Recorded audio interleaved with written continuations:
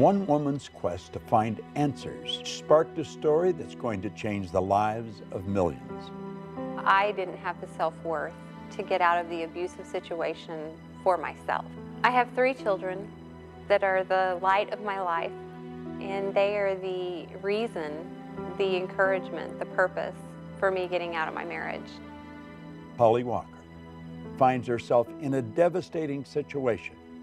He picked me up by my neck, threw me on the hood of my car in front of our youngest daughter, beat my head into the hood of my car, and choked me until I could hardly breathe. Betrayed by the people who were supposed to love her, struggling just to get back on her feet, having to fight a court battle to get custody of her 3 young children. During this process, there were days that were extremely hard, that I really second-guessed and questioned, what have I done? And I decided that I was going to turn my life around. She got the idea of looking for a life coach, and she found a lady on the west coast of the United States, Kimberly Truitt. Kimberly told her she could build the life she really wanted, and she began to coach her. Holly's life began to change. I reached a point in time in my life where I decided that I was letting other people determine my happiness. And I realized that my purpose in life is to help people who are just like me. Holly and I became good friends, and today she's a leader in the professional and personal development industry.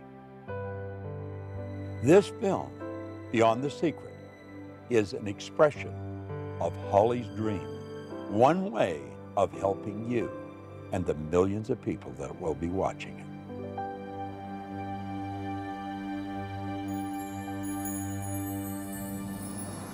You know, the story that I've just shared with you of Holly Walker is a true story.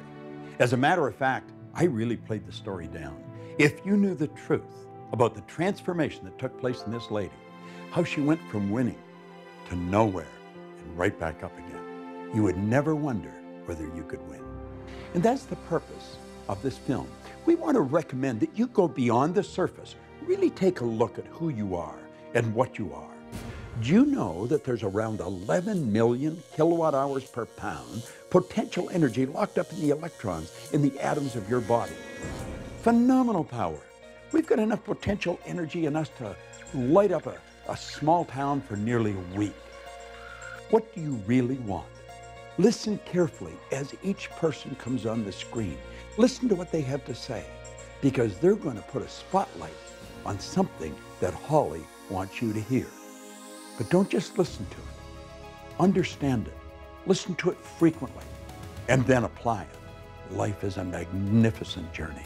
It truly is, but only if we make it that way, and we have the potential to do that. Hi, I'm Holly Walker, and welcome to Beyond the Secret. What's the value of one really good idea applied to one specific area of your life?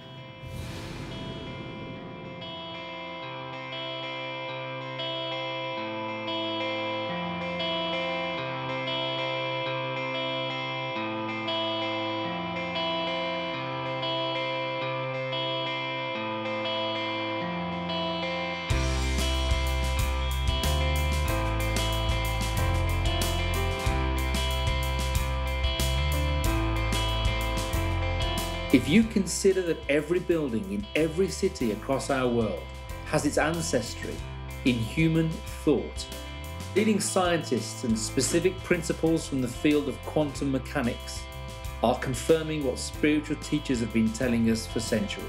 This isn't just wishful thinking.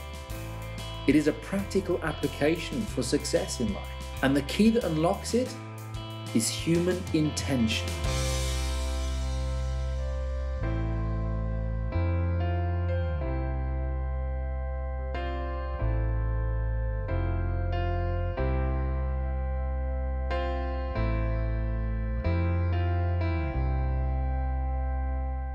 The law of attraction is no longer a secret. It's been discussed, ripped apart, examined, and put into practice by those with the awareness of how to use it to their benefit. You may be like I was, confused, disappointed, or maybe you just have a lot of questions that you need answered. My website has received thousands of emails. I think I'm doing everything I'm supposed to, but it's not happening fast enough. Why am I not making more money? Why isn't the law of attraction? I want to start living my dream lifestyle, not just dreaming about it. How do I do that? I made it my mission to find the answers. I set out to meet with the teachers who inspired me, the ones who really spoke to me and helped guide me through some very difficult times in my life. And literally, through the law of attraction, over the course of a year and a half, I was able to sit down with some of the world's leading visionaries and most inspirational teachers and ask questions. The wisdom that they share in this film is invaluable, and you can use it starting today to change your life. I have heard time and time again, and you've probably heard this yourself, that the law of attraction doesn't work. That's like saying the law of gravity doesn't work. The law of attraction is always working, just as the law of gravity is. Gravity keeps you sitting on a chair and you're not bouncing off a ceiling. But if you use it wrong and walk off a building, you're toast. Well, it's the same with the law of attraction. The law of attraction, though, is a secondary law. The law of vibration is the primary law, and the vibration you're in dictates what you're going to attract. When you're in the vibration of having ideas, everything that's in harmony with having that experience will start to be attracted to you. Like energy attracts like energy. If you're not in a good vibration, you're going to attract stuff you don't want. But the law of attraction's always working. It's a matter of understanding it and bringing our mind and body, our whole being, into the right vibration so that we attract what we want. So if you think you're using the law of attraction, but you're not creating the results you want, it's sort of like taking a lamp to an electric plug. So if I'm carrying a lamp and I'm heading over to an electric plug, and I plug that lamp in, and I don't get any light, I don't get down on my knees and beg the law of electricity to please, dear law of electricity. I've thought about the law of electricity, I've done everything I know, how to be in harmony with the law of electricity, but I'm not getting any electricity, so please help me get electricity. We would never do that. We would think something's out of whack here. Either the wiring in the walls is incorrect, the cord is got a short in it, or the light bulb needs to get changed. And we would know that we need to do something to bring ourselves in harmony with the law of electricity. And it's not different with the law of attraction. So what we're thinking about manifests many times in our daily lives, but sometimes people think that a thought is an actual thing, like what I'm thinking about right now, instead of where I'm thinking from. Where I'm thinking from. So thought is more than a thing. A thought is the very essence of our life. Now, just because we don't understand that doesn't mean that you should reject it.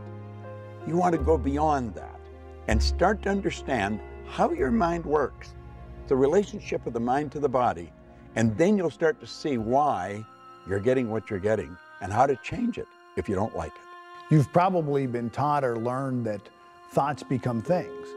And they do become things. They become our belief system. They become our identity, our self-worth. Thoughts become things when they're aligned with feelings, when they're aligned with action, when they're aligned with strategic relationships, when they're aligned with your gift, with your calling, with whatever it is that you're bringing out in the universe. Thoughts becoming things. Let me turn that around. Everything was at one time a thought. Everything that's not green or water has been shaped by the imagination of the human mind.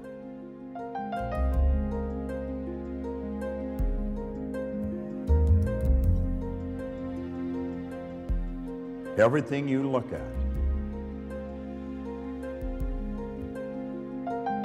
is created twice. Thinking is the highest function that we're capable of. And when we think, we take thoughts and we join those thoughts together and we create ideas. And by holding the idea in our mind and getting emotionally involved, it causes us to move into action. And it also sets up an attraction. And it's the action, the attraction that alters the conditions, circumstance, and environment in our life. It's not enough to be talking about your dream, thinking about your dream, praying and hoping for your dream. You really do need to take action. It's been my experience that with one single action step, everything changes. You're no longer thinking about it, talking about it, you're doing something about it. People relate to you differently. You relate to you differently. New resources show up as you have a new perspective. Isn't that it drops in, like, you know, the whole picture just drops in, but you'll get threads of it. You'll see little, like a sprout coming up. If you honor the sprout and nurture it, it will grow, it will send down roots, it'll begin to flower and blossom, and ideas come forth this way. And that's how you build a dream. You get a very clear idea, you nurture that dream. The law of gestation is important as it helps you grow that dream, but you have to take steps every single day. Take action. Create what I call a wow within 1 week. What's the step that you're going to take to demonstrate you're more committed to your dream than to any doubt, fear, or reality that might get in your way? It's in acting on your dream that it truly becomes real. A baby step in the direction of your dream, in the direction of what you want to create. The law of the universe will work just fine. It's about us learning how it works, getting in coherence with that, and practicing that on a daily basis. So baby steps are a great way to take your steps forward.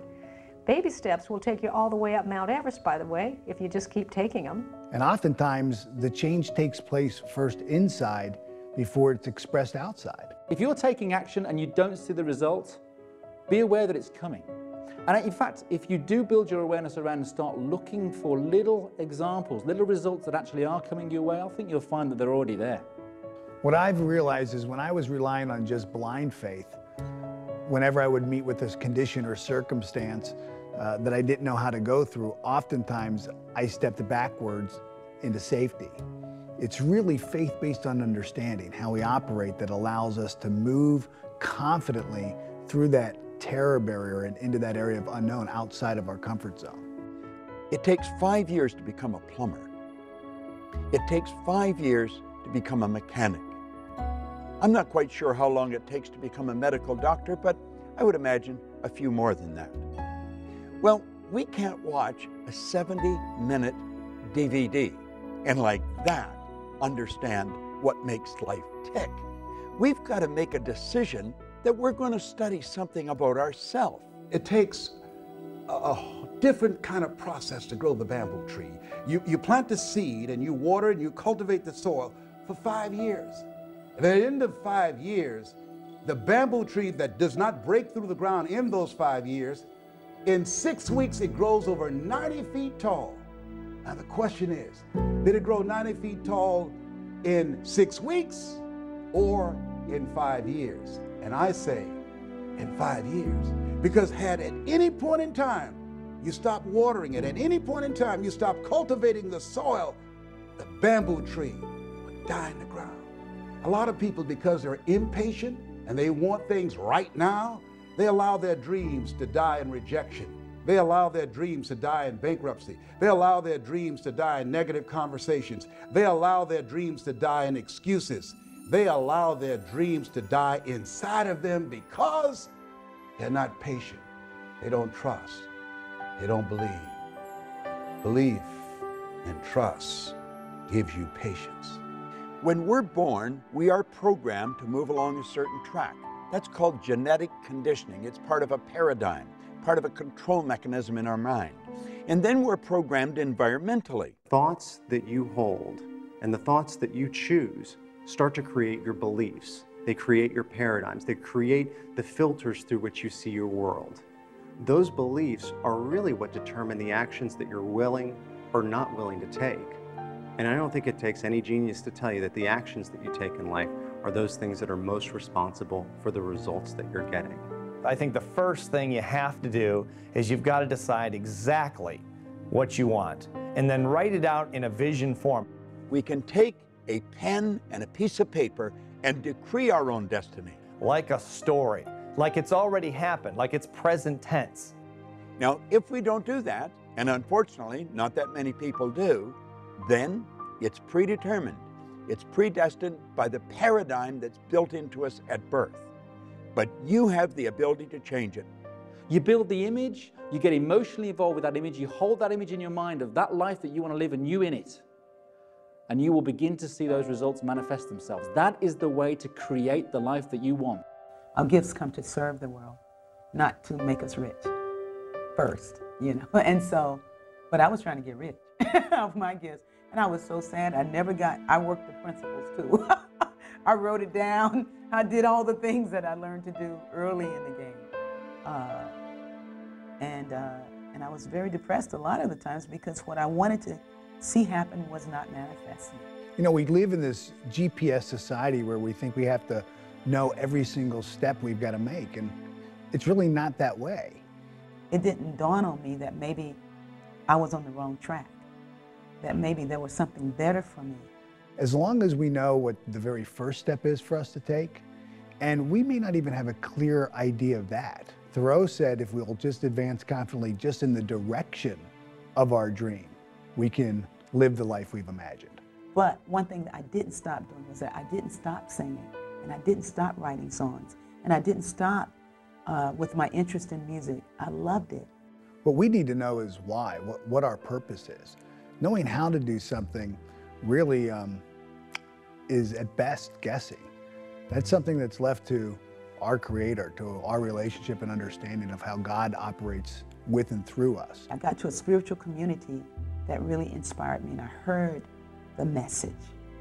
I heard this message that said I was more than my idea of what I thought life was. That there was something greater happening than what my disappointment had said the world was. I was disappointed with the world.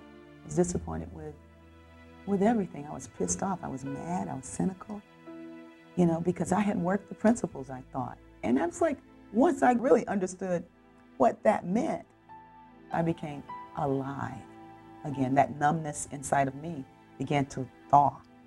You know, that numbness from disappointment began to really thaw. God never meant for me to be Lionel Richie. Lionel Richie, like Oprah said, Lionel Richie was taken. You know, I was here to be Ricky. Well, what did that mean?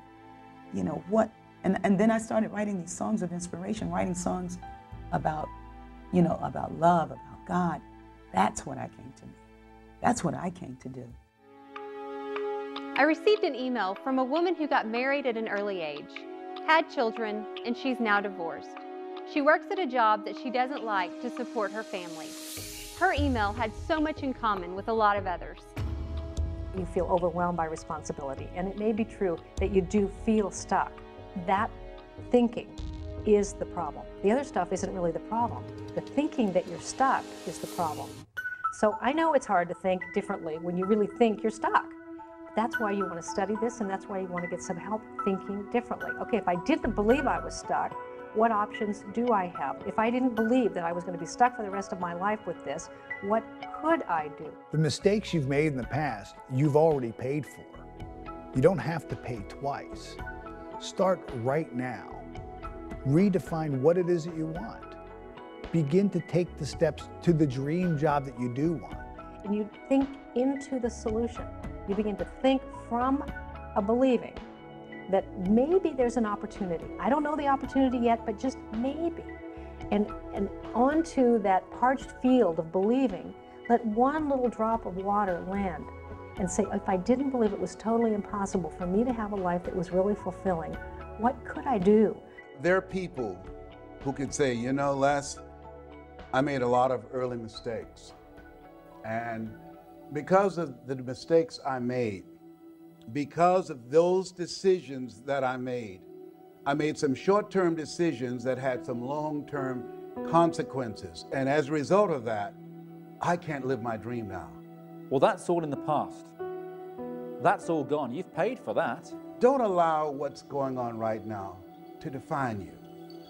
Be open to the possibilities. One, of getting some help. Also understand and know and expect things to get better for you. And ask yourself, what is it that you need to do differently? But it takes a mind who's willing to explore, expand, extend, and you can choose to do that. You've overcome significant challenges to be where you are today. Don't give power to the mistakes of the past. That's behind you now. Look at yourself right now. Build on that. Build on what you've brought into the world and what you've overcome, and understand that you can achieve so much more if you just apply what's inside of you. Because it's your life, and you're a co-creator, and you get to choose any life you want to have. But the problem really isn't the problem. The problem is always my thinking about the problem. It's never too late to change your life. It's never too late to make a dream come true. And it's never too late to create a new dream for your life. Ask yourself, where do I want to go from here? Begin to focus on the possibilities. See, whatever you focus on the longest will become the strongest. If you talk about, and I know this from my own situation, I talked about, well, I don't have a college education. Well, I was labeled educable mental retarded. Well, I'm adopted. Well, I never worked for a major corporation. All of the things that I focused on, that became the dominant story in my mind. When I began to flip that script and I became convinced in my spirit that what I had is enough. What you have is enough. Where you are right now, that's enough. That's all you need. If you have the faith of a mustard seed, if you hold a mustard seed in your hand, you can't see it. You don't have to have a whole lot. It is absolutely pertinent that you have a dream. If you don't have a dream and you're taking action every single day, then there's really nothing that separates you from a hamster running around in a wheel. Yeah, you're getting a lot done, but you're moving nowhere. The dream is what gives that action direction. I would really like to believe what you're telling me, Bob, but I feel stuck. By the time I get home and get the kids to bed, I'm beat. I'm in hawk right up to here. I don't have the money to really buy some of the things or attend some of the programs you're talking about. And quite frankly, I'm tired. I really don't know how to make it work. What is something that I know I could do, know I should do, and know if I would do, it would move me closer to my dream? Now, I'm not asking that you're going to have an answer that's going to make this big quantum leap. What's just the first step? I have a friend who does a seminar called How to Earn Over $200,000 a Year with Your Eyes Closed. Mike Jones out of Philadelphia. He's been blind since he was 10 years old. Tawana Williams, she wrote a book called Unarmed But Dangerous. She's the president of her own corporation. She was a 10-year crack addict, a single mother, and she was born without arms. Oh. What's your excuse? I say you're bigger than your excuse. Stop focusing on your reality. Start to ask yourself, how do you want your life to be? And then take action steps to prove that you're not just talking about it. You're not inspired. And you're not inspired because you don't have a goal. You have things you want that you wish for. You're being controlled by what's going on in your outside world. Your external circumstances are just a mere reflection of your internal circumstances. I've gone into prisons. I've seen people that were stuck beyond what you could believe, and I've watched them change. There is a way, but you've got to have a reason, and it's got to be a good one. It's got to be something you want. And not all dreams need to be Mother Teresa dreams. We're lucky that there are people in the world that do want to make the world a better place. But your dream of spending more quality time with your family, your dream of being paid well for doing something you really love, your dream of being healthy and physically fit, these are really important dreams as well. Looking at the world as unlimited in possibility, looking at your life as an unlimited set of possibilities, and waking up every day in a state of gratitude.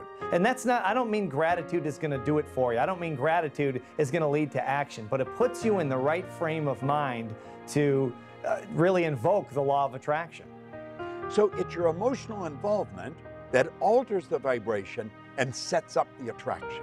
The number one step you need to take is to fall in love with what it is you want to be, do, or have. Just repeating something isn't going to do any good.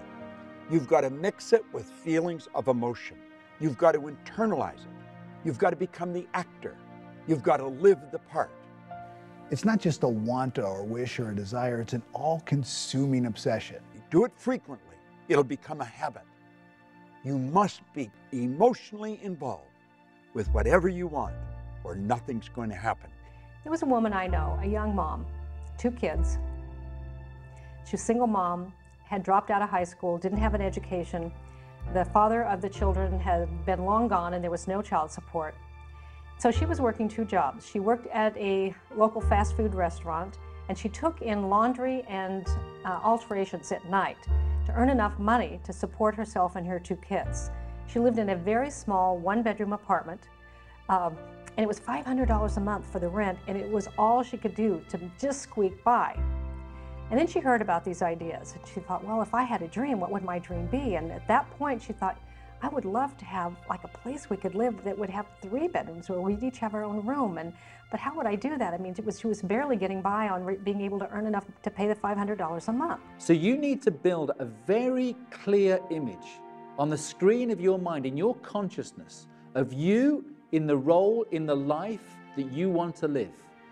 Only then are you in a position to be able to plant things in the home, such as vision boards or bullet points or reminders anywhere that might be on the dashboard, on the bathroom mirror, on the fridge, that prompt that image onto the screen of your mind. Write out what you want to accomplish over the next 6 months. Not 6 years or 60 years, 6 months. And make it very clear. And what you write, if I read it, I want to be able to see the same picture that you see. That what she really wanted was a small place with a fenced backyard, so her son, who was 7, had longed for a dog, to have his own dog. There would be a fireplace so that they would be warm in the winter. And she described the kitchen when she wanted a window over the sink, because she was so tired of doing dishes and looking at a blank wall. And she wanted an arched doorway to come in through, and she wanted a little picket fence out front. People take the time to decide what they want, and they write it out. And then they think just through sheer willpower they can make it happen.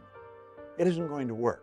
That's like a fly trying to fly through the glass in the window pane. It's going to die on the windowsill. One of my favorite quotes comes from General Schwarzkopf. He says that in times of war I find plans utterly useless, but planning to be priceless. Really, what would you do if you just didn't believe it was impossible? And she said, well, I'd look for it. If that's exactly what you do if you didn't believe it was impossible. Go look for it. And she said, well, I found exactly what I'm looking for, but I don't feel any better. I actually feel worse. I found this little house. It needs a lot of work. It's got hardwood floors need to be refinished, and the cupboards need to be redone. But there's a window over the sink. There's a little fireplace. There's no grass in the backyard. But there are 3 little bedrooms, and the picket fence needs. And she said, but now I just feel worse. And they said, but if you didn't believe it was impossible. And she said, I don't know how this works. This can't be work. You know, I just feel worse. And they said, do this. If you didn't believe it was impossible, what idea could you get? What if time and money were not issues? What if you had the support of the people around you? She says, well, you know, they want $900 for this. That's like twice almost of what I've been paying. I can't do this. I said, but if you didn't believe it was impossible. And they said, just stay in the question. If I didn't believe it was impossible, what would I do? And here's the action part of applying the law of attraction, is that you take a step anyway. In the absence of knowing everything, you take a step anyway. It's a baby step. And you have to stay in the inquiring mind. If I didn't believe it was impossible, what could I do? What could I do? The imagination is going to cause the universal mind to start bringing you what you need and when you need it. And she got an idea. And the idea was to write the landlord a letter and tell the landlord about herself, about her children, and what she would do for that house if he would rent it to her for a year for $500 a month. How she would refinish the hardwood floors, how she would redo the cabinets in the kitchen, how she would plant the grass, how she would put in some flowers, how she would paint the picket fence. And if he would supply the materials, she would provide the sweat. She wrote a beautiful letter, and then she signed the letter and she put it in the mailbox. When we're really expecting the good to come into our life that we're hoping for, we don't ask, where is it? And you must expect it. Desire without expectation is flawed. You have got to expect the good that is coming into your life. Expectation is born of belief. You have got to believe it, because if you don't believe it, then you're wishing a fantasy. Finally, 2 weeks later, she got a phone call. It was the landlord, and he says, I don't know why I'm doing this. I've had your letter on my desk for 2 weeks. I've got 2 full-price offers. But something in your letter just won't leave me alone. So I want you to sign a contract, what you'll do each quarter of the year. And if you really will do what you say you'll do, I'll let you have the house for $500 a month. Now here she had manifested what she had really hoped for, and there was no material way from her current status that she could create it. But the interesting part is not that she got the house, which she did, and not that she fixed up the house, which she did, but who she became in the process. Because she began to discover herself as someone who could create, as someone who could have a picture and not know exactly how to do it, but apply the laws of the universe and stay in the mind that says, if I didn't believe it was impossible, what would I do? And an idea would come, and if you take that step, things unfold. I really related to this next video email because I've experienced a lot of the same things. My husband thinks this stuff is all a bunch of fairy dust. It's hard to try when he constantly puts down everything I do. Does this stuff really work? See, everybody does not want to see you make it. There's some people that are jealous. There's some people that are envious. Why? I don't know. Some people, because if you are driven and you're working on your goals and dreams, they feel that will make them look bad. As you start to study this information, your life is going to change. You know, along the way of trying to apply these principles, you'll hit the top edge of your paradigm. You'll hit other people telling you all the reasons it can't happen, what can't be done. MIT did a study. If I tell you, you can't do that, someone has to come along and say, you can do it. You can do it 17 times to neutralize that one time. And it's very important to be absolutely fueled by your vision. For some people, the word dream is even just too out there. Let him know a dream is simply something that you want, or better yet, learn to speak the language that he understands. When a plane's taking off, it's got to go against the wind, it doesn't go with it. And you're going to run into a lot of resistance. If you're not getting a lot of resistance, you're probably not going anywhere. You're going in the wrong direction. Don't resist the resistance, though. There's a law of non-resistance. Just let it go, because whatever you resist persists. When someone is not latching on to another person's dream, I really believe it comes from fear. In other words, their consciousness is rooted in fear, and this is basically, in a nutshell, a frightened person.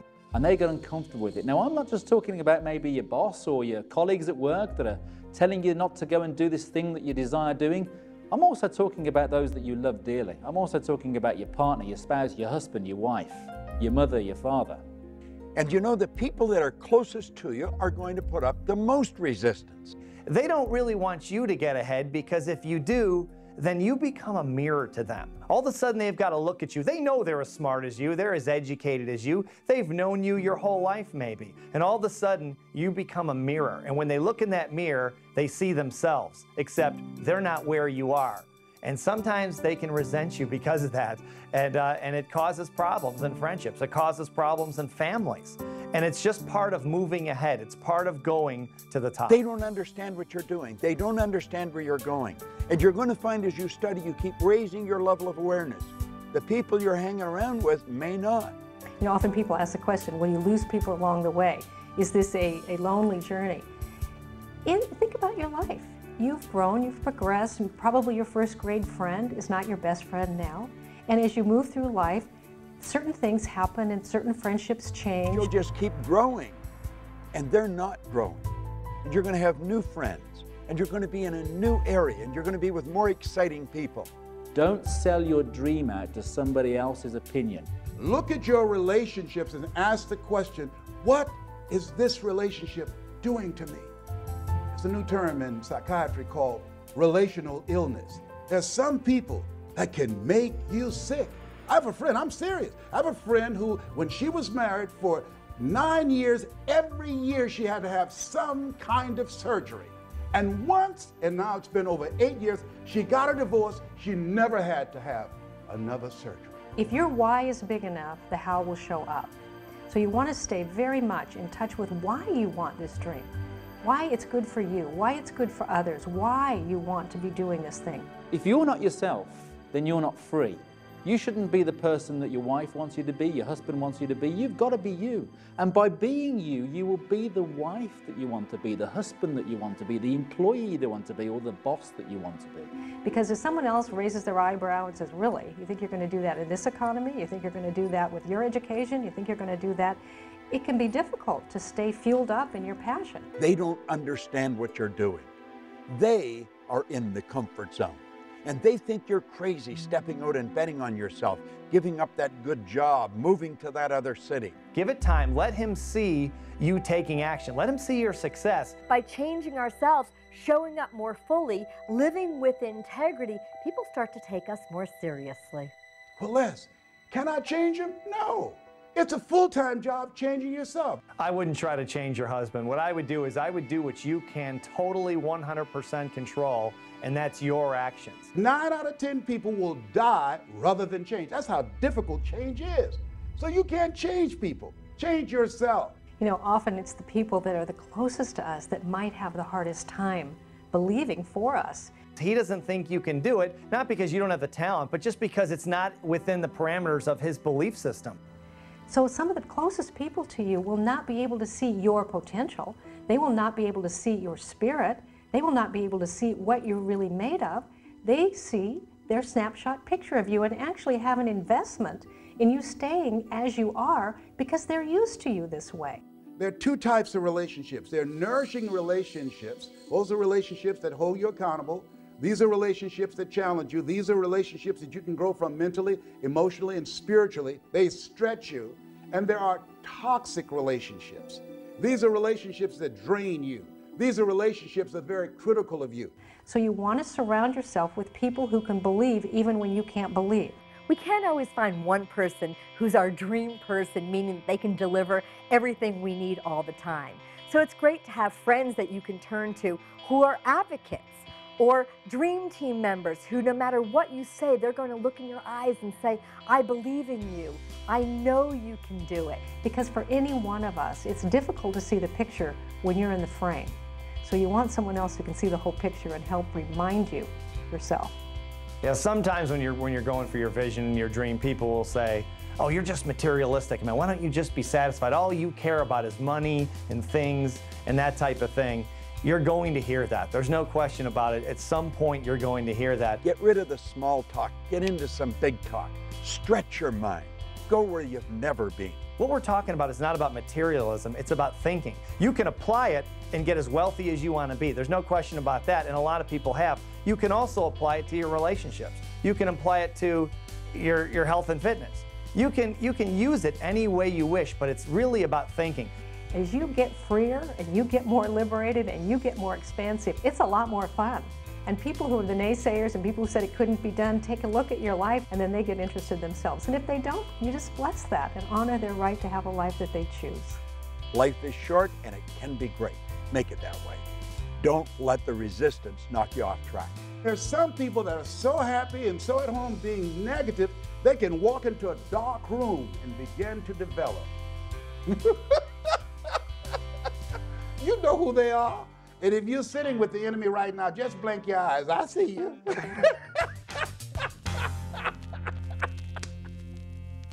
This video email is from Laura, and she is like so many of us. She doesn't like change. I hate change. I'm not happy with my life, but making huge changes seems way out there, and I don't want to end up being laughed at if I fail. You know, if we'll be open to a new idea that maybe change can lead us to the growth that we really want in our lives, to a completely new who we are, a redefinition of our purpose in life, a full realization of our potential, then maybe change doesn't become this thing that we have to struggle with or wrestle with. Most people live their lives completely at the whims of the circumstances around them. It's easy to get comfortable in a life that isn't really that comfortable because we're used to it. Get out of the comfort zone. You know, if you're comfortable where you are, you're in a bad spot. You know, I was very corporately conditioned. I was programmed to go into work every day, to earn the salary check, and the thought of not having that salary check, the thought of not having that company car, the thought of moving out and doing my own thing scared me witless. It kept me in that place for 4 years beyond when I should have gone. Don't settle for comfort. Life is too short. It can be a phenomenal trip. Don't give yourself permission to continue to be where you are. Give yourself permission to grow. Give yourself permission to reinvent yourself. Give yourself permission to take your life to the next level. When people say to me, I'm scared, I know where they are. Because you see, we're controlled by our conditioning. We're controlled by our paradigms. And they will keep us gripped because they don't like change. Status quo is their business. Being comfortable is not a good place to be. And unfortunately, most of us were encouraged to get there. Just get enough money to pay your bills and everything's going to be great. People who live lives of greatness are willing to be uncomfortable in the interest of growth. They're willing to stretch a bit. They're willing to be in some uncharted territory. It's when you're uncomfortable that you're growing. It's when you're a little scared. You're excited and scared at the same time. And that feeling at the conscious level is worry. At the subconscious level is fear, and in your body is anxiety. Now understand what this message is from your mind. Your body is just an instrument of your mind. This is your mind's way of telling you that you are about to grow. It's when you're going after something, you have no idea how you're going to get there, but you've got to know you're going to get there. It is not your mind's way of telling you that you cannot achieve what it is that you're about to do. You have infinite potential. Step out and bet on yourself and keep going until you reach a point of discomfort. Then you know you're growing. A 100,000-mile journey begins with the first step. You take that one step, you'll find that the next step will become clear to you. And then the next step. And before you know it, things will have changed like that. Now, if that's not something that you like or want to do, then you get to have the life you want. And you can stay stuck as long as you want. It's your life. But ultimately, if you notice, you might get really tired of feeling hemmed in, closed down, shut in to a life that is very repetitive. Some people live 90 years, some people live 1 year 90 times. The beautiful thing about being who we are is we have the ability to make choices. J. Martin Coe, in a little book called Your Greatest Power, said that is your greatest power. It's the power to choose. Every day I wake up, I make up my mind, today's going to be a great day. And you know something? It is. If you learned to walk, you had some disappointment. You saw a toy across the room, you wanted to go get it. You stood up and you fell down, and you stood up and you fell down, and you stood up and you fell down, and you never once, when you fell down, went, that's it, I'm just not meant to be a walker. No baby does that. But as adults, we get older and we start thinking we're smarter than that. So we fall down in love and go, that's it, I guess I'm not meant to have love. I don't want to be disappointed and hurt again. We fall down in money. We say, oh, I guess it's not for me to have abundance. It's not about that. It's about a willingness to have some stretch goals. And you are going to fall down and you are going to have some disappointment. But it's okay if along the way, what you're recognizing is you're part of something that is much bigger than a little bit of disappointment or having your dream come true exactly when you thought it should. You're living a life. If you look at the most successful people that have ever lived, the ones alive today or the ones in the past, failure was a part of their journey. And you're living in what Hildegard de Bingen in the 13th century called the best life there is. And she said each one of us must learn to live on the green, growing edges of our own becoming. You're here to do what you love to do. And then it's more than just following your bliss. It's really, really doing the thing that you love to do and learning how to do that well, not to think that, well, just because I can sing, I love to sing, well, let me go get a record deal. Let me go get a contract. Let me use the laws to manifest this. And it's like, well, no, let's learn to sing. And that's where aliveness is. So you get to choose how much life you're willing to live. We're here to serve our gifts to the world. That's why we got them. That's why we got the things that we love to do. I mean, it's an indication of what it is you came to do. In your day-to-day activities, what really has meaning for you? And that'll be 75% of your purpose, of what you're passionate about. The other 25% can be calibrated by those around you that know you well. Ask them what it is that you're good at. Ask them what it is that they love about you, what you do at your best. Correlating both of those will be your purpose. I've always loved music. And so my vocation revolves around music. It always has. I mean, I've always loved doing that. And I've met so many people who just really didn't know. They don't know what they came to do. I'm thinking like, well, you just came to express your creativity. Now, what is it that you feel good about being creative? I mean, how do you like to express yourself? What is the way you like to do that? And somewhere along your line of interest lies the thing that you came to do. And then the people who would be served by what it is that you love to do. You watch most people, it looks like life was a practice run. They sort of tiptoeing through life, hoping they make it safely to death. But imagine, if you will, being on your deathbed and standing around your bed, the ghost of the dreams, the ideas, the abilities, the gifts given to you by life, and that you, for whatever reason, you never pursued those dreams. You never used those gifts. You never acted on those ideas. You never used those abilities. And there they are standing around your bed looking at you with large angry eyes saying, we came to you. And only you could have given us life. And now we must die with you forever. When a person is numb, they're so cut off from their own happiness, from their interior happiness. It's very difficult to know who you are when you're in that place. And that's when you need a spiritual healing. That's when you need something to shift inside. That's when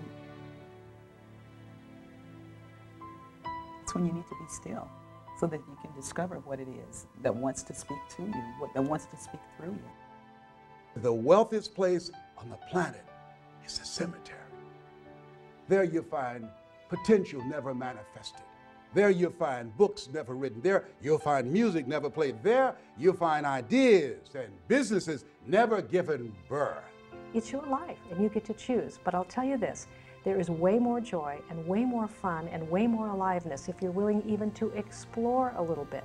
And you don't have to take giant steps of change. You can take baby steps of change. Just be willing to explore a little bit. And what will happen is your change muscles will start getting stronger.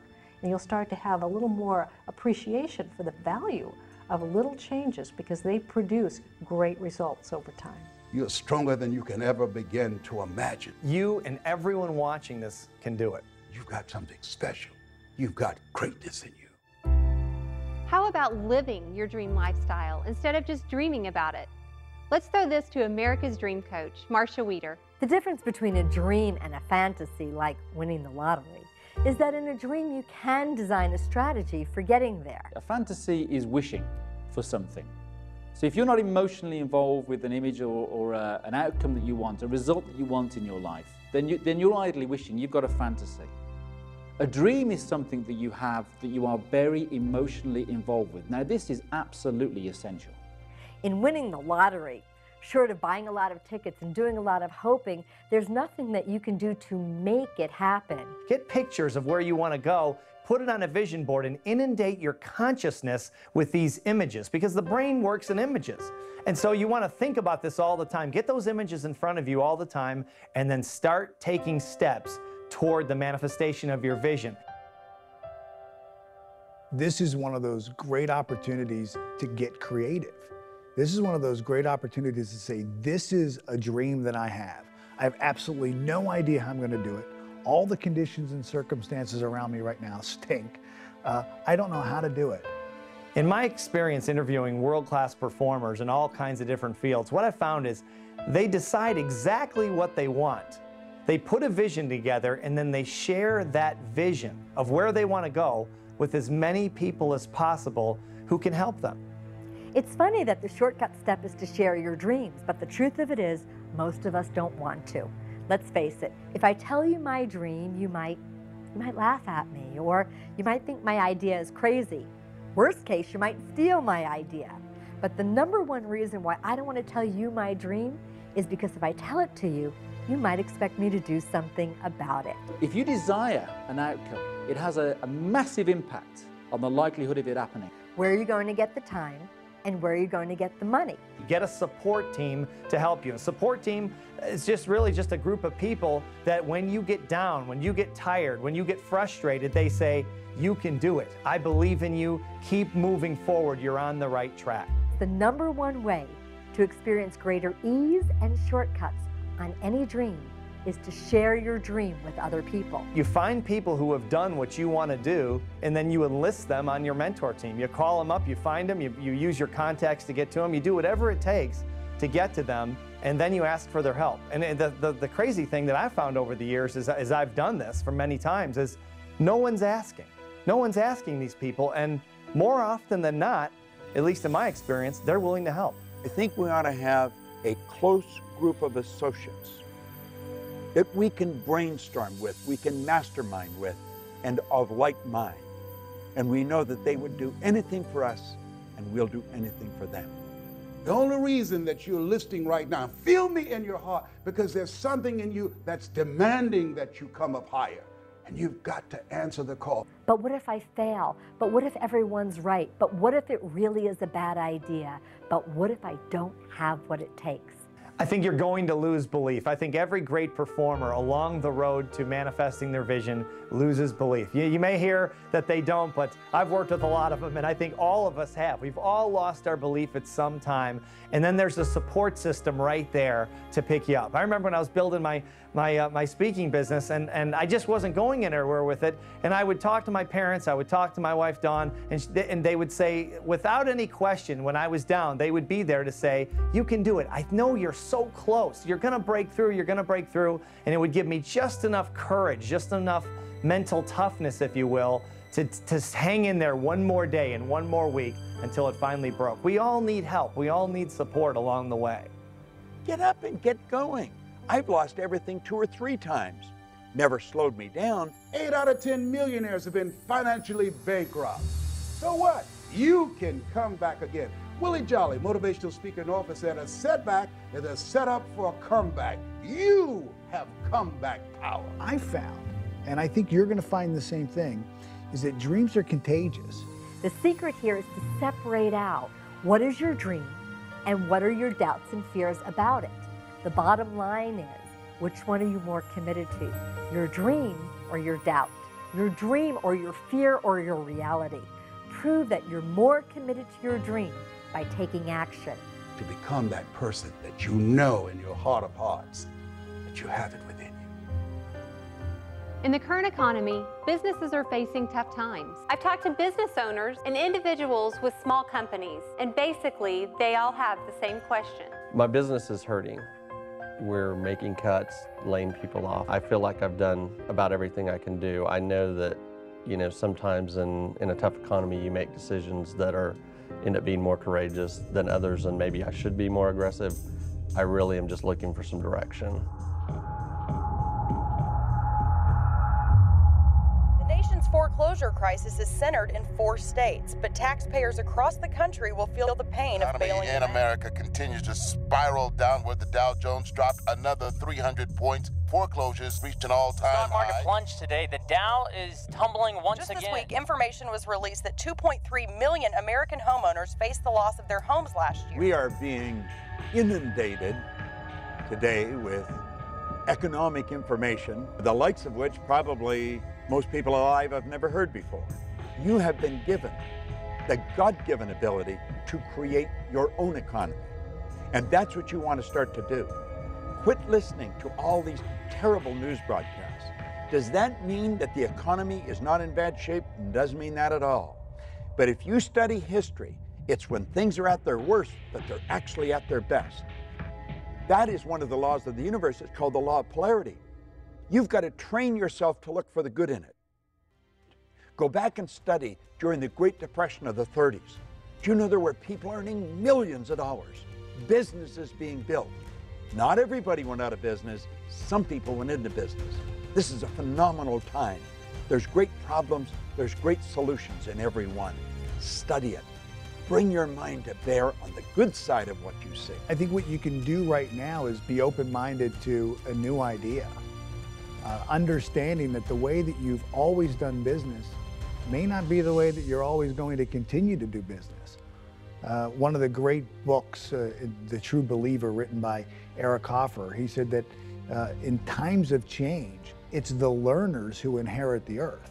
It's easy to have faith when you have a job, or your business is successful, you can make payroll, your marriage is working out, your children acting like they have good sense, no one has looked at you and diagnosed you with a terminal illness. It's easy to have faith then.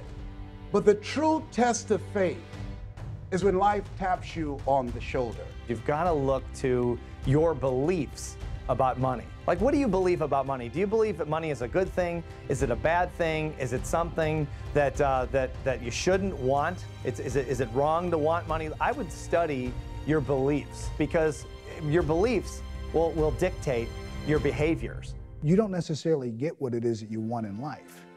You get what you believe you're capable of.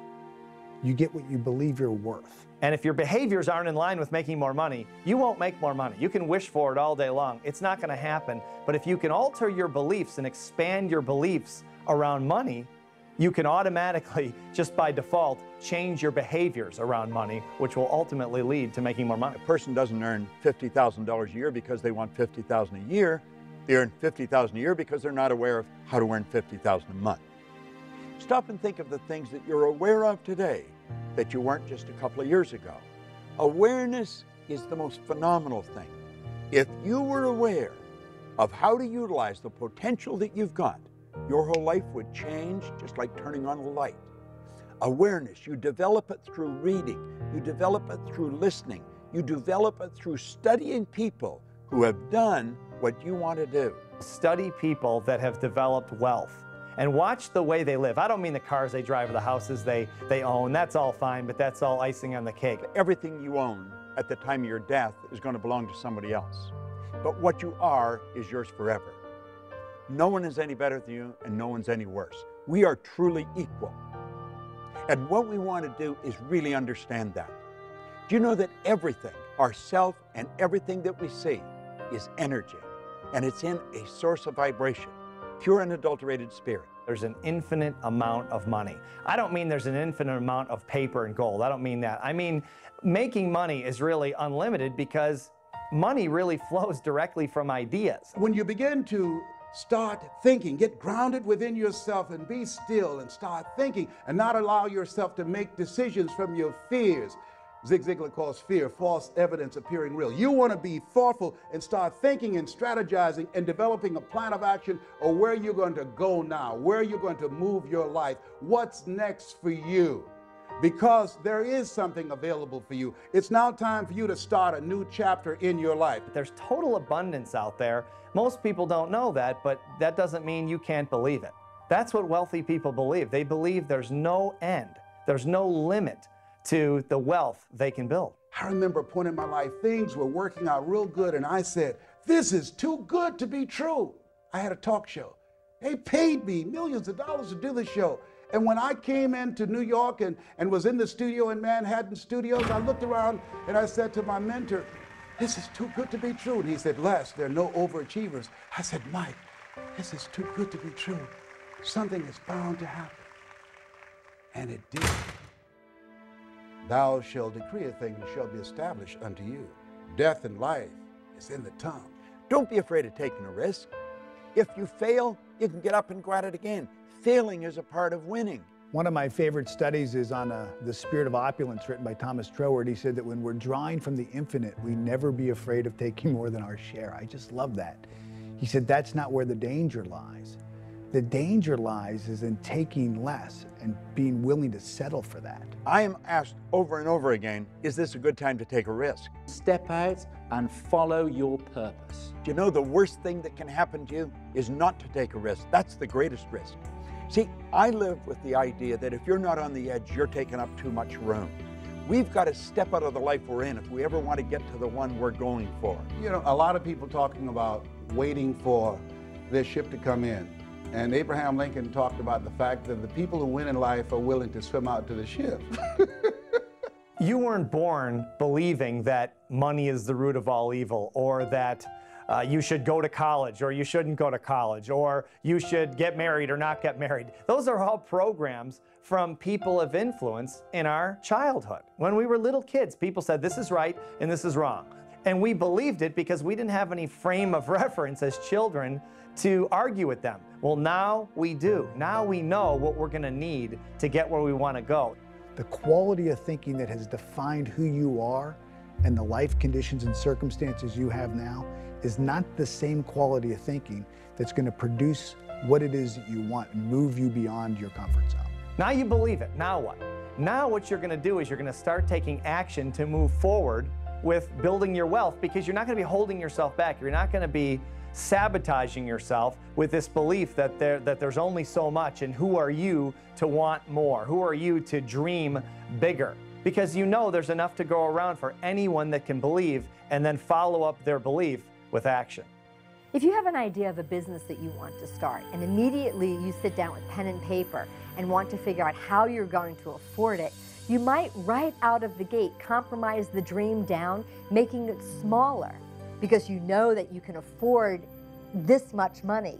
But as you start to pump up the muscle of being more creative, more visionary, dreaming bigger dreams, you'll also see that it's more powerful to really go for what you want and then figure out how to make it happen. First, understand what your dream looks like. And then when you know what your dream is, then decide if you have enough money or not, because how possibly could you know how much money you need until you start taking action towards it? In our conscious mind, we have this thought that we want to be, do, or have more. We want this big income, we want better relationships. But that thought then has to be in harmony with the belief of who we are. And oftentimes it's not. And here I think is where I know for me in my life, many times, and I think a lot of people get stuck because this is where we surrender.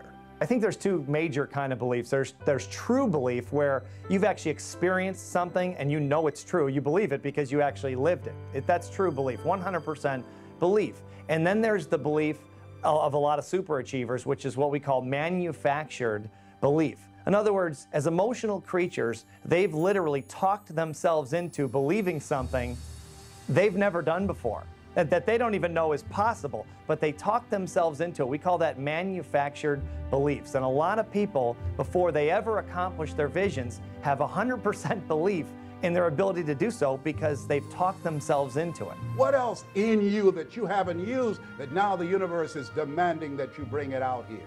Really get very clear on the vision of what it is that you want to do. Internalize that vision, become emotionally involved with it.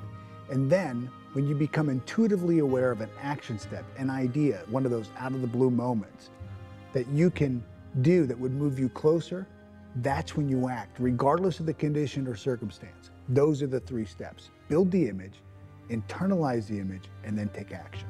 When you are actively engaged in making things happen, you don't have to be depressed. I don't think most people will do what we're talking about. That doesn't mean you shouldn't do it. You should do it. And that's one of the reasons to do it is because most people won't. It gives you an unbelievable opportunity to move ahead. A negative person can look at opportunities and all they will see will be the obstacles.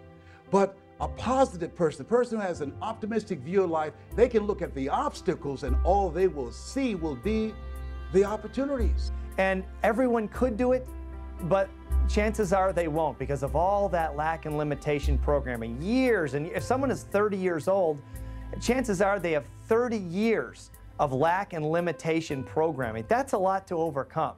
So most people probably won't do it, but you can do it. All you have to do is take the steps now. Take the steps starting today. Forget the past. It's over. Most people don't realize the 40-40 plan is gone. This is the era of the 3 C's: accelerated change, overwhelming complexity, and tremendous competition. The 40-hour-a-week doing the same thing for 40 years, that day is gone. That was a domestic economy. This is a global economy.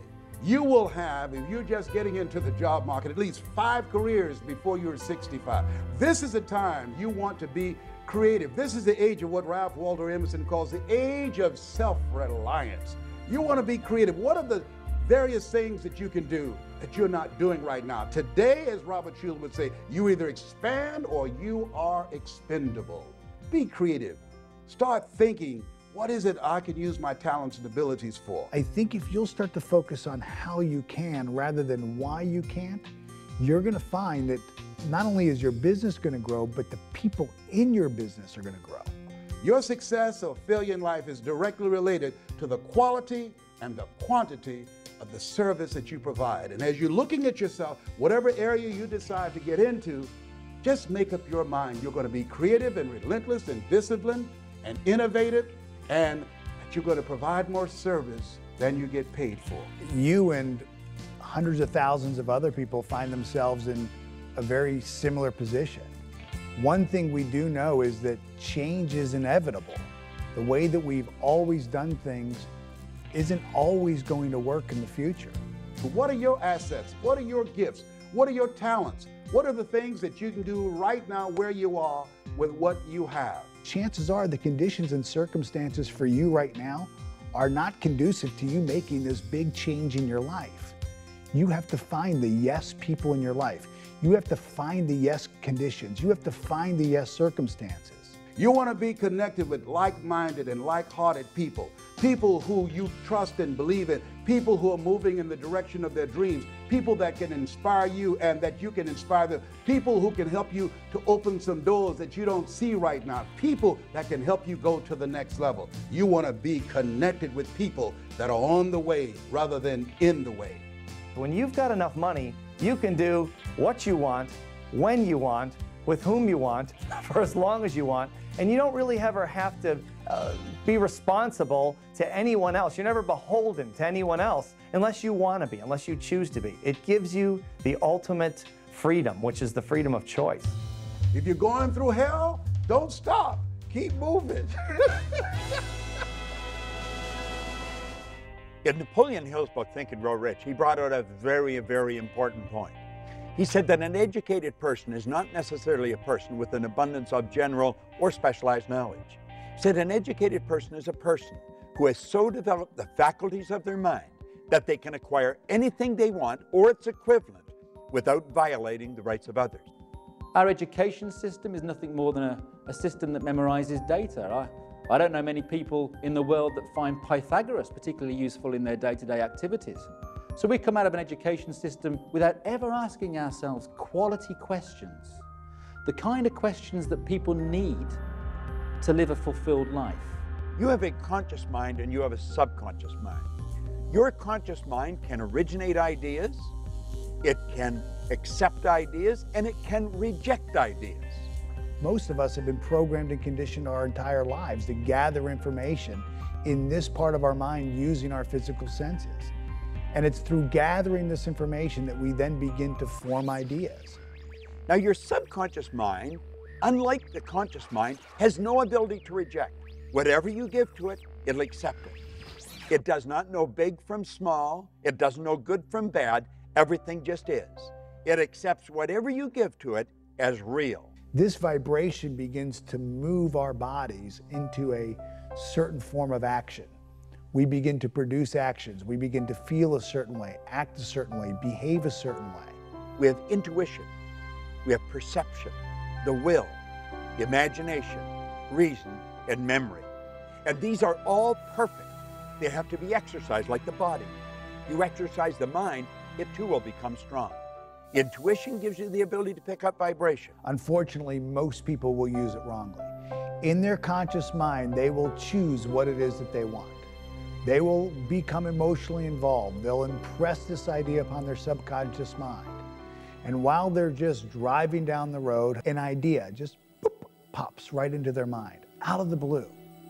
And this idea will be in harmony with what it is that they've asked for. It'll be in harmony with the goal that they've set. And the first thing they do is they say, "Are you sure? You know, is this the right idea or is this the wrong idea? Should I do this or should I do that? Is this good or bad?" What you don't like, reject it. And what you do like, accept it. You've been given the ability to think. It's the highest function that you're capable of. When we get this intuitive idea, when this sixth sense, when this hunch comes in, you don't want to ask, is this right or wrong or good or bad? Should I or shouldn't I? Because that's a limiting question, and the answer is yes to both of those. There's reasons probably why you should, and there's reasons why you probably shouldn't. The better question to ask is this: if I acted on this idea, would it then move me in the direction of the model of perfection that I'm claiming I want in my life? And if it will, you've got to move. So stop giving yourself those excuses that say, well, you know, I'm not good enough for this, I'm not good enough for that, because that again is your conditioning. That's rubbish.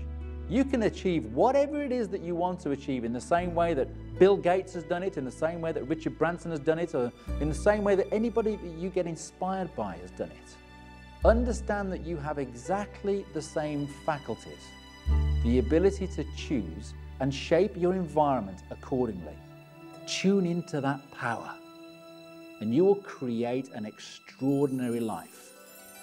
Well, I believe that we're all radiant lights of God. You are a radiant light of God. I'm a radiant light of God. And if you don't want to use the word God, we are radiant lights. We're energy. We're pure energy. So we're always radiating something. We're radiating something, and I would choose to be one who radiated love. And I feel like when I'm radiating that, the universe corresponds to its own nature. So I'm radiating this beautiful essence that is love, and I find love. You define your purpose by first taking a look at your life, the things that you're doing for work and the things that you're doing for fun, and say, what do I really get excited about? What really gives me that psychic income, that feeling that I'm doing better? That kind of feeling is telling you, it's feedback from the spiritual core of you, who you are inside. That's telling you your purpose. And you will find that there is magic in this. As the image and the feeling tone get in coherence, it's like laser, and things really begin to shift fast. I know today's going to be a great day. There are no problems, there's only lessons. Everything that happens is to teach us something, to move us ahead to the next phase of our eternal journey. This isn't a fantasy world we're talking about. This is the real world. This is something you can do. People with less talent, less intelligence, less education have done this. Find out what you love and then dedicate your life to it. If you at all believe in the law of attraction, you know that you've attracted this film into your life at this very moment in your life. You're not here by accident. I'm not sitting here talking to you by accident. I encourage you now to live your life, to live into your full potential, to recognize the greatness within you, and to begin to express it. The world is waiting for you. You have something special. You've got greatness within you. Answer the call. It's time.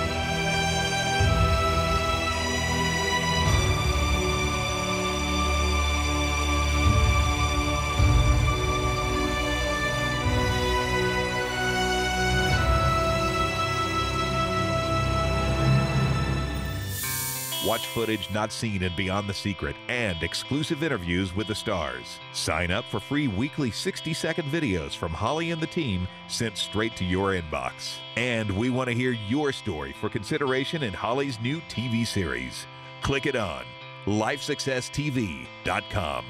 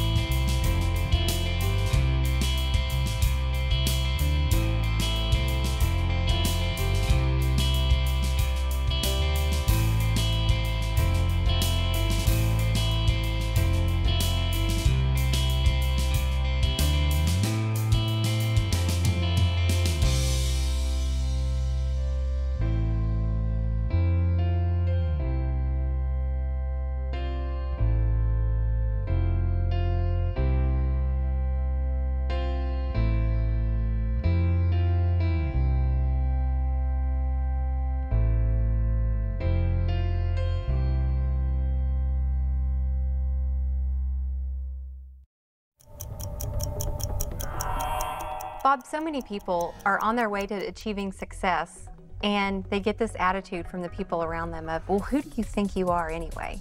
Can you expand on that a little bit? I think that comes from two sides. First of all, the person that's studying is starting to change. And sometimes, though, they get so enthusiastic about it, they want to cram it down everybody else's throat at the same time. And that moves them further away. But it's a natural thing that you're going to get resistance because the other people don't understand where they're coming from. And let's face it, I mean, you're right out of the box when you start to study this. It isn't the mainstream. You're doing things that's totally different. It's not taught in school. A very small percentage really understand and live with this.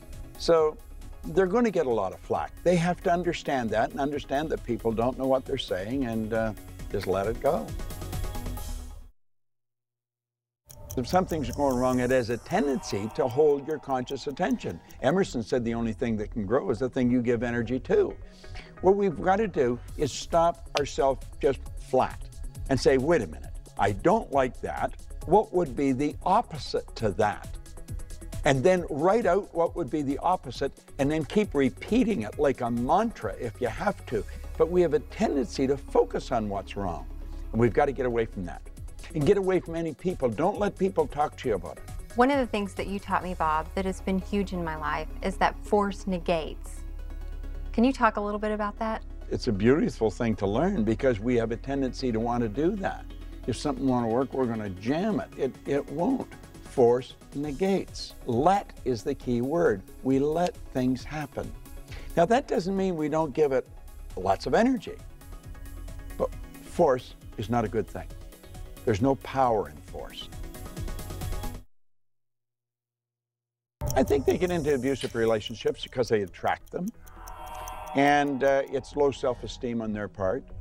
And when they understand that, they probably stop it. I think most abuse, it's a man's problem. It's not a woman's problem, more often than not. And I think if a man sees another man being abusive verbally or otherwise, he should let him know that that just isn't going to fly. You know, you're not going to put up with it, and put a stop to it. But the person stays in. People do the thing they fear the least. They're probably more afraid of being alone than they are of being in the bad relationship. But if a person starts to develop their own self-confidence, the abusive relationships will go their way.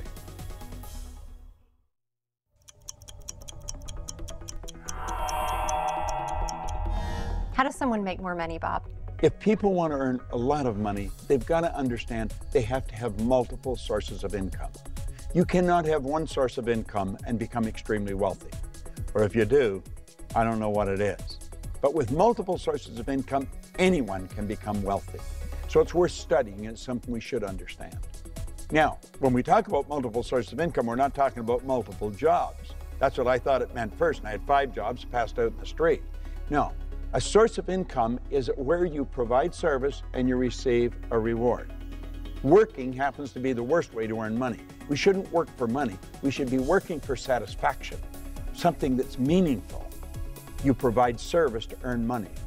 And of course, if you want to really learn how to do it, study it and it'll happen. Find somebody that's doing it. I'm doing it. I help people study it.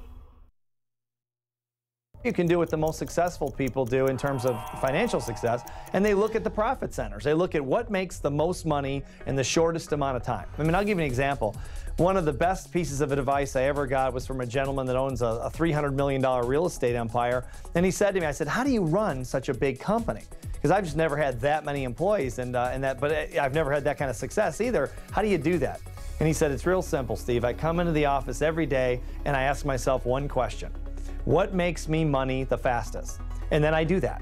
And then the second question is, what makes me money the second fastest? And then I do that thing. And then third and fourth and fifth and so on. And he says, and that's how I built the $300 million company from scratch. He said, most of my competitors are focused on all these peripheral things that really don't add to the bottom line. He says, I don't do that. I focus on the profit.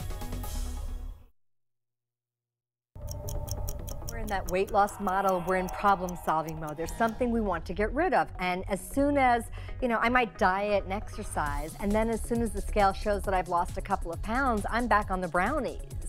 So it's not an incredibly powerful way of living life. I do find that it's I see people have better results when they're honest about where they are, we'll call that their reality, but more committed to the dream of where they want to go. Let's take the big dream, break it down into projects that you can easily accomplish in 1 month or less. It's a short enough period of time where you can stay passionate and excited, but a long enough time where you can see a result. If we don't see results, we're going to give up.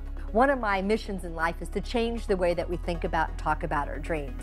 So instead of it being, gee, maybe someday, it's like, this is what I want and this is what I'm going to do to prove to myself and the world around me that I'm serious about it. I almost don't care what it is that you're doing, as long as you're doing something every day to make the dream happen.